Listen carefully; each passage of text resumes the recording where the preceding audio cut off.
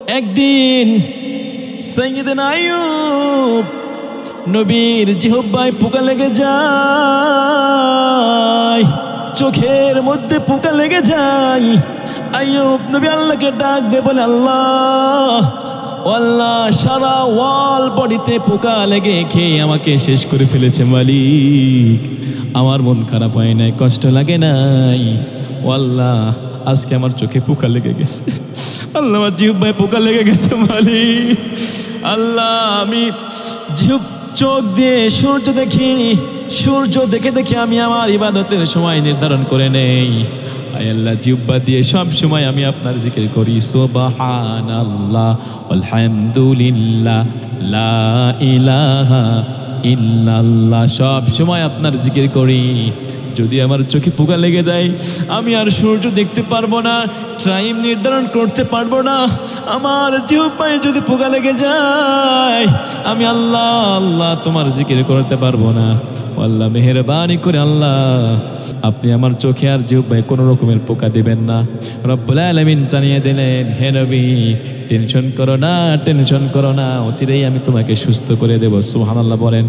রব্বুল আলামিন জানিয়ে দিলেন, ফেরেশতা যাও যাও যাও।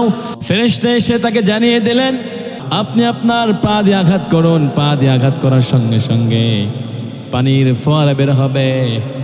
এরপরে আপনি ওই পানি পান করবেন, পেট ভরে পান করবেন, পানির ভিতরে আপনি নেমে গোসল করবেন। সুবহানাল্লাহ। সাইয়্যিদনা আইয়ুব নবী পা দিয়ে আঘাত করলেন। পা দিয়ে আঘাত করার সঙ্গে সঙ্গে পানির ফোয়ারা বের হয়, পেট ভরে পানি পান করলেন। এরপর ওই পানি দিয়ে গোসল করলেন। যখন পানি দিয়ে গোসল করেছে, পানি পান করেছে, সাইয়্যিদনা আইয়ুব নবী আগের চেয়ে আরো সুন্দর হয়ে গিয়েছে। সুবহানাল্লাহ। শয়তান রব্বুল আলামিনকে ডাক দিয়ে বলে, আল্লাহ, তোমার প্রিয় নবী আইয়ুব আলাইহিস সালাম, সে এত বেশি বেশি করে কৃতজ্ঞতা আদায় করে, মাল দৌলত দিয়ে ভরপুর করে রেখেছো, এই কারণে সে বেশি বেশি করে শুকরিয়া আদায় করে। এগুলো যদি না দিতা, এই শুকরিয়া আদায় করতো না। আইয়ুব আলাইহিস সালামের উপরে হস্তক্ষেপ করতে পারে সেই তৌফিক দাও, সেই ক্ষমতা দাও। আল্লাহ বলেন, যা তোরে তাই ক্ষমতা দিলাম, যা তুই আইয়ুব নবীর কাছে যা, গিয়ে হস্তক্ষেপ কর। শয়তান সাইয়্যিদনা আইয়ুব নবীর কাছে আসলেন। আসার পরে শয়তানের গা থেকে দুর্গন্ধ বের হচ্ছিল। সাইয়্যিদনা আইয়ুব নবীকে বললেন, হে নবী, আমি একজন মুসাফির, আমার কাছে কোনো টাকা পয়সা নাই, কিছুই নাই, কয়েকদিন আপনার এখানে থাকতে চাই। সাইয়্যিদনা আইয়ুব নবী দেখলেন তার গা দিয়ে গন্ধ বের হয়, দুর্গন্ধ। সাইয়্যিদনা আইয়ুব নবী বললেন, আপনার গা থেকে দুর্গন্ধ বের হয়, আপনাকে কিছু টাকা দিয়ে দিচ্ছি, আপনি আপনার বাসায় চলে যান, এই জায়গায় থাকার কাজ নাই। আইয়ুব নবীর এই ব্যবহার শয়তানের ভালো লাগলো না। শয়তান এবার প্ল্যান প্রোগ্রাম করলো, কিভাবে আইয়ুব নবীকে ধ্বংস করা যায়, কিভাবে আল্লাহর পথ থেকে তাকে দূরে সরানো যায়। শয়তান এখন আমাদেরকে আল্লাহর পথ থেকে দূরে সরানোর চেষ্টা করে কি করে না। শয়তান সাইয়্যিদনা আইয়ুব নবীকে ধ্বংস করার জন্য, শয়তানের ফাঁদে ফেলার জন্য একটার পর একটা চেষ্টা করে, একটার পর একটা প্ল্যান প্রোগ্রাম করে। একদিন আইয়ুব নবীর ফলের বাগানে শয়তান আগুন ধরিয়ে দেয়, যার কারণে ফলের বাগান পুরে ছাই হয়ে যায়। কাজের লোকজন সাইয়্যিদনা আইয়ুব নবীকে বললেন, না নবী, বাগানে আগুন লেগেছে, যার কারণে ফল সহ তামাম বাগান পুরে ছাই হয়ে গিয়েছে। সাইয়্যিদনা আইয়ুব নবী বললেন, ধৈর্য ধারণ করো, তকদিরে যা ছিল তাই হয়েছে, আল্লাহর ফল, আল্লাহর বাগান আল্লাহ নিয়েছে, এখানে আমার কিছু করা নেই, এখানে আমার কিছু করার নাই। শয়তান তো দেখে না, আইয়ুব নবীকে ধোঁকা দেওয়া যায় না, আরও কিছু করার দরকার আছে। পরের দিন আইয়ুব নবী রাস্তা বলে আসছে। আসার পরে যত গবাদি পশু ছিল, সব গবাদি পশুগুলোকে হত্যা করে ফেলেছে, মেরে ফেলেছে। রাখালরা নবীর কাছে আসছে, আসার পরে বলে, ও নবী, হঠাৎ করে কি যেন হলো, সব গবাদি পশুগুলা ইন্তেকাল, মাটির সাথে মিশে গেছে, মারা গেছে।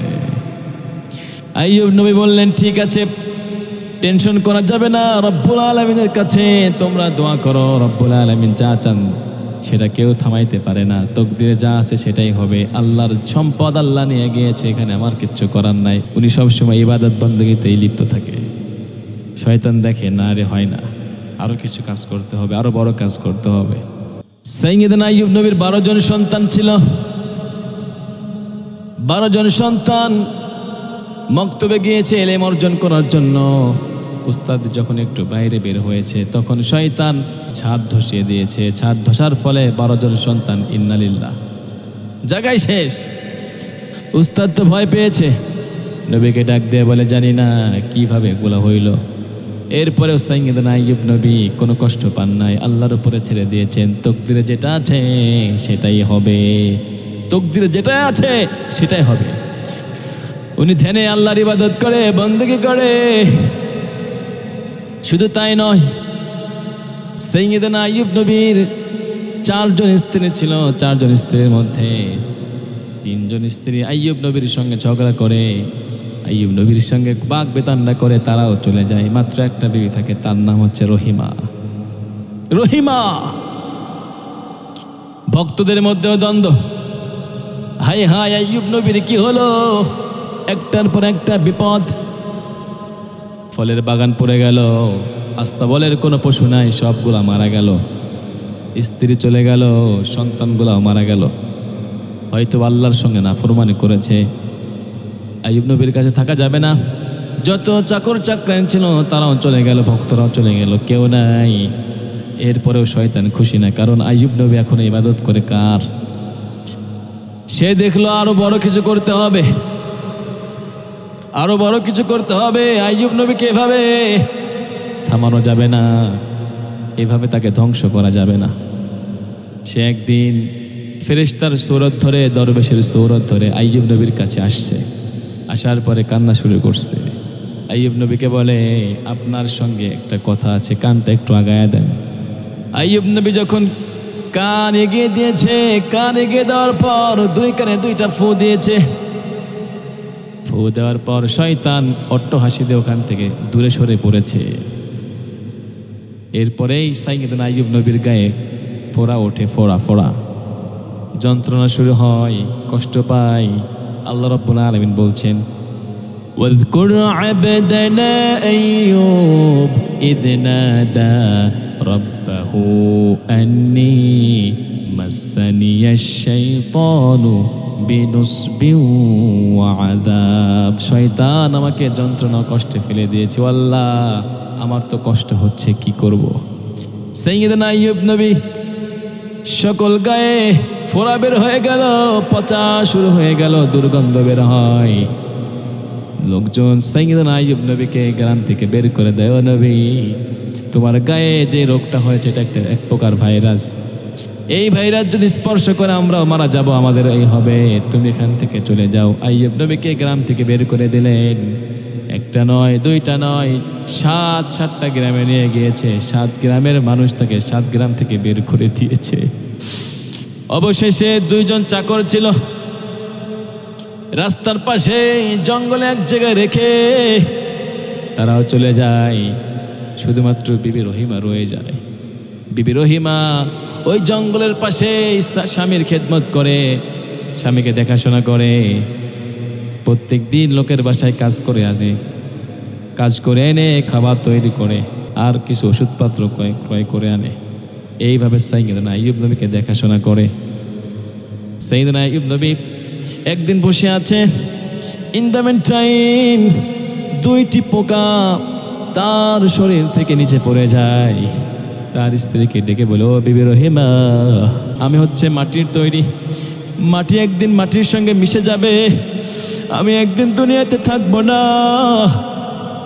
কেউ দুনিয়াতে থাকার জন্য আসে নাই, আমার গা থেকে 2টা পোকা পড়ে গেছে, ওই পোকা 2টা আমার গায়ের উপরে তুলে দাও, তারাও খাক, তাদের হক রয়েছে। সুবহানাল্লাহ, কেমন নবী, কেমন ধৈর্য! ওই ধৈর্য যদি আমাদেরও থাকতো তাহলে কতই না ভালো হতো। একদিন আইয়ুব নবীর কর্মের জন্য বের হয়ে পড়েছে, কিন্তু কোনো কর্ম পায় না, কোনো কাজ পায় না, কেউ তারে কাজ দেয় না। আইয়ুব নবীর স্ত্রী মানুষের দ্বারে দ্বারে যায় আর বলে, আমার একটা কাজ দেন, আমার স্বামী রোগা অসুস্থ, আমি যদি কাজ না পাই আমার স্বামীর খাবার বানাইতে পারবো না, আমি আমার স্বামীর খাবার বানাইতে পারবো না, স্বামীর ওষুধের ব্যবস্থা করতে পারবো না, মেহেরবানি করে আমার একটা কাজের ব্যবস্থা করে দেন। কিন্তু সেই দিন কেউ কাজ দিল না। একজন মহিলার কাছে গেল, মহিলাকে বলল আমার একটা কাজ দেন। মহিলা আইয়ুব নবীর স্ত্রীর চুল দেখে পছন্দ করে ফেলেছে, বলছে তোমার কাজ দেব, কিন্তু এই চুলগুলো আমাকে দিতে হবে। আইয়ুব নবীর স্ত্রী বললেন, আমি চুলগুলো আপনারা কেমনে দেই?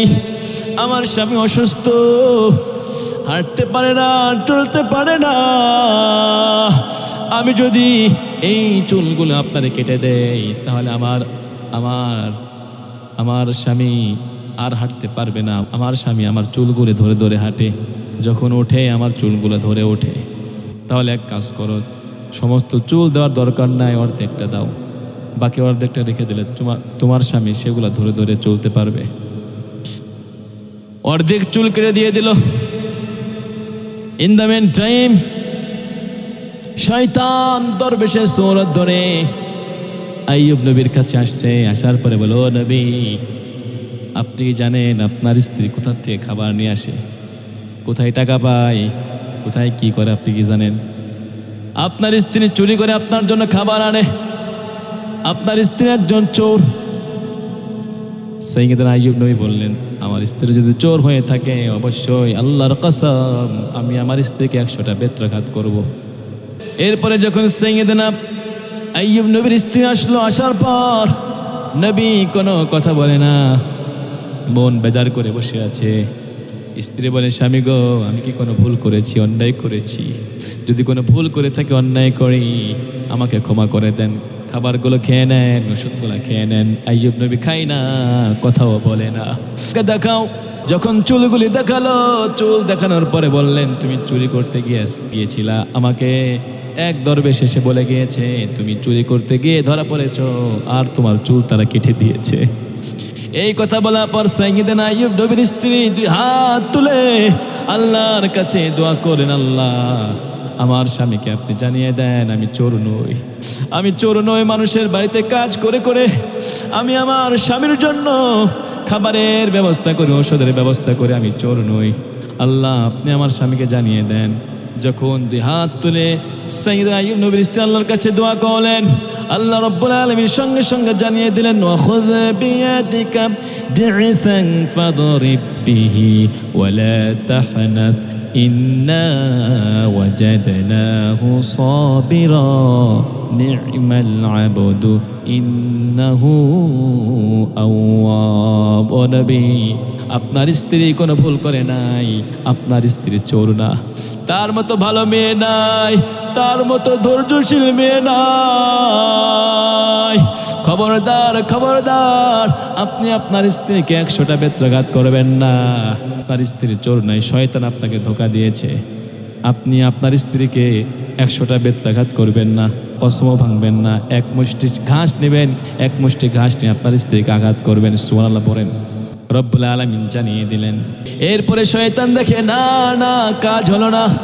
আইয়ুব নবীকে ধোঁকা দেওয়া যায় না, আইয়ুব নবীকে আল্লাহর পথ থেকে শয়তানের পথ আনা যায় না। আরও একটা কাজ করতে হবে। একদিন শয়তান এক দরবেশের সূরত ধরে বিবি রহিমার কাছে আসছে। আসার পরে বলছে, মা, তোমার চেহারায় কেন এত হতাশার ছাপ? কি চাও, কি হয়েছে? আইয়ুব নবীর স্ত্রী বললেন, আমার স্বামী অসুস্থ, এখনো ভালো হয় নাই। কতদিন ধরে অসুস্থ? 18 বছর ধরে অসুস্থ। এই 18 বছরের মধ্যে আমার স্বামী একদিনও সুস্থ হয় নাই। দিন দিন তার কষ্টগুলি পোকায় খেয়ে ফেলছে, হাড্ডি বের হয়ে গিয়েছে। বলে, মা, আমি তোমার শুভাকাঙ্ক্ষী, তোমার একটা বুদ্ধি দেই। আমার কাছে 2টা ওষুধ আছে, তোমার স্বামীকে বইল না। এই 2টা ওষুধ যদি তোমার স্বামীকে খাওয়াইতে পারো, কথা দিলাম 3 দিনের মধ্যে তোমার স্বামী সুস্থ হয়ে যাবে। আইয়ুব নবীর স্ত্রী বলেন, ওকে ফাইন, ওষুধগুলি দেন, আমি আমার স্বামীকে জানাবো না, না জানাই ওষুধগুলো খাওয়াই দেব। স্বামীর বিছানায় ওষুধগুলো রাখছে, কিন্তু স্বামীকে না বলে তো সে খাওয়াইতে পারে না। একদিন রাতের বেলায় সাইয়েদনা আইয়ুব নবী আল্লাহ পাক রব্বুল আলামিনের তাজাল্লি আর পায় না। সে যতদিন অসুস্থ ছিল, প্রত্যেক দিন রাতের বেলায় আল্লাহর তাজাল্লিতে সে ধন্য হতো, কিন্তু আল্লাহর তাজাল্লি সে পায় না। একদিন পেল না, দ্বিতীয় দিনও পেল না, তৃতীয় দিন তার স্ত্রীকে ডাক দিয়ে বলে, আজ 2 দিন হলো আল্লাহর তাজাল্লি আমার ঘরে আসে না, আল্লাহর তাজাল্লি আমি আর পাই না। ফেরেশতারা আমার কাছে এসেছিল, ঘরের ভিতরে নাকি শুকরের গোশত আছে আর মদ আছে। কোথায় থেকে আসলো শুকরের গোশত? কোথায় থেকে আসলো? হয়তোবা ঔষধগুলা শুকরের গোশত হতে পারে, শয়তান হয়তো আবার ধোঁকা দিয়েছে, ওইগুলা বের করে ফেলো। ওইগুলা যখন বের করে ফেললো, তৃতীয় দিন আবার আল্লাহর নূরের তাজাল্লি সাইয়্যিদুনা আইয়ুব আলাইহিস সালামের ঘরের ভিতর আসা শুরু করে দিয়েছে। সুবহানাল্লাহ। শয়তান দেখে কোনো কাজ হয় না, কিভাবে আইয়ুব নবীকে ধোঁকায় ফেলবো। একদিন সাইয়্যিদুনা আইয়ুব নবীর জিহ্বায় পোকা লেগে যায়, চোখের মধ্যে পোকা লেগে যায়। আইয়ুব নবী আল্লাহকে ডাক দিয়ে বলে, আল্লাহ আল্লাহ, সারা ওয়াল বডিতে পোকা লেগে খেয়ে আমাকে শেষ করে ফেলেছে মালিক। আমার মন খারাপ হয় নাই, কষ্ট লাগে নাই। ও আল্লাহ, আজকে আমার চোখে পোকা লেগে গেছে। আল্লাহ, আমার জিহ্বায় পোকা লেগে গেছে মালিক। আল্লাহ, আমি চোখ দিয়ে সূর্য দেখি, সূর্য দেখে দেখে আমি আমার ইবাদতের সময় নির্ধারণ করে নেই। আয় আল্লাহ, জিহ্বা দিয়ে সব সময় আমি আপনার জিকির করি। সুবহানাল্লাহ আলহামদুলিল্লাহ লা ইলাহা ইল্লাল্লাহ, সব সময় আপনার জিকির করি। যদি আমার চোখে পোকা লেগে যায়, আমি আর সূর্য দেখতে পারবো না, টাইম নির্ধারণ করতে পারবো না। আমার জিহ্বায় যদি পোকা লেগে যায়, আমি আল্লাহ আল্লাহ তোমার জিকির করতে পারবো না। আল্লাহ, মেহেরবানি করে আল্লাহ আপনি আমার চোখে আর জিহ্বায় কোনো রকমের পোকা দিবেন না। রব্বুল আলামিন জানিয়ে দিলেন, হে নবী, টেনশন করো না, টেনশন করো না, অচিরেই আমি তোমাকে সুস্থ করে দেব। সুবহানাল্লাহ বলেন। রব্বুল আলামিন জানিয়ে দিলেন, ফেরেশতা যাও যাও যাও। ফেরেশতা এসে তাকে জানিয়ে দিলেন, আপনি আপনার পা দিয়ে আঘাত করুন। পা দিয়ে আঘাত করার সঙ্গে সঙ্গে পানির ফোয়ারা বের হবে। এরপরে আপনি ওই পানি পান করবেন, পেট ভরে পান করবেন, পানির ভিতরে আপনি নেমে গোসল করবেন। সুবহানাল্লাহ। সাইয়্যিদুনা আইয়ুব নবী পা দিয়ে আঘাত করলেন। পা দিয়ে আঘাত করার সঙ্গে সঙ্গে পানির ফোয়ারা বের হয়, পেট ভরে পানি পান করলেন। এরপর ওই পানি দিয়ে গোসল করলেন। যখন পানি দিয়ে গোসল করেছে, পানি পান করেছে, সাইয়্যিদুনা আইয়ুব নবী আগের চেয়ে আরো সুন্দর হয়ে গিয়েছে। সুবহানাল্লাহ। কোনো পোশাক নাই। রব্বুল আলামিন জান্নাত থেকে ফেরেশতাকে পাঠিয়ে দিলেন, যাও যাও আমার নবী আইয়ুবের জন্য পোশাক নিয়ে আসো। জান্নাত থেকে পোশাক নিয়ে আসা হলো। জান্নাতি পোশাক পরে এক জায়গায় দাঁড়িয়ে আছে। ইন দ্য মেন টাইম তার স্ত্রী আসছে। আসার পরে দেখে, হাই হাই, আমার স্বামী কই? উঠতে পারে না, চলতে পারে না, কোথায় গেল না জানি। বনের বাঘ মনে হয় আমার স্বামীকে খেয়ে ফেলেছে। কি ভালোবাসা! 18 বছর ধরে অসুস্থ, একদিনও স্বামীকে ছাড়া সে থাকে নাই। বলছে, আল্লাহ, আমার স্বামীকে আমার কাছে ফিরিয়ে দাও। আল্লাহ, আপনি আমাকে আমার স্বামীর কাছে নিয়ে চলেন। তিনি অসুস্থ মানুষ, কোথায় কিভাবে আছে জানি না। সাইয়্যিদুনা আইয়ুব নবী এক জায়গায় দাঁড়িয়ে শুনতেছিলেন তার স্ত্রী তার জন্য কিভাবে আকুতি মিনতি করে। আইয়ুব নবীর স্ত্রী দেখতে পেলেন এক জায়গায় একজন সুদর্শন যুবক দাঁড়িয়ে আছে। পিছন দিক থেকে গিয়ে বলছে, জনাব, আপনি কি আমার স্বামীকে দেখেছেন?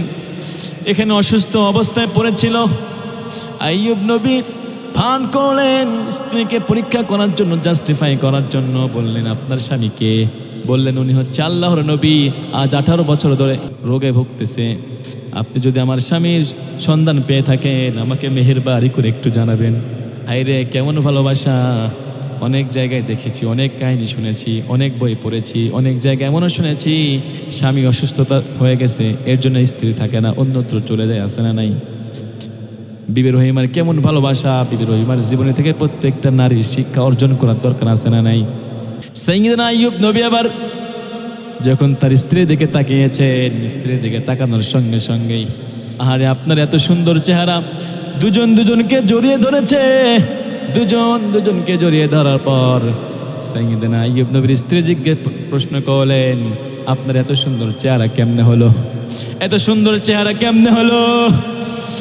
সাইয়্যিদুনা আইয়ুব নবী বললেন, আমার সাথে আসো, তুমিও এই পানি পান করো, তুমিও এই পানির ভিতরে গোসল করো। যখন তার স্ত্রী পানি পান করলো, গোসল করলো, 18 বছরের নারীর চেয়েও সুন্দর বানিয়ে দিলেন একজন, তিনি কে?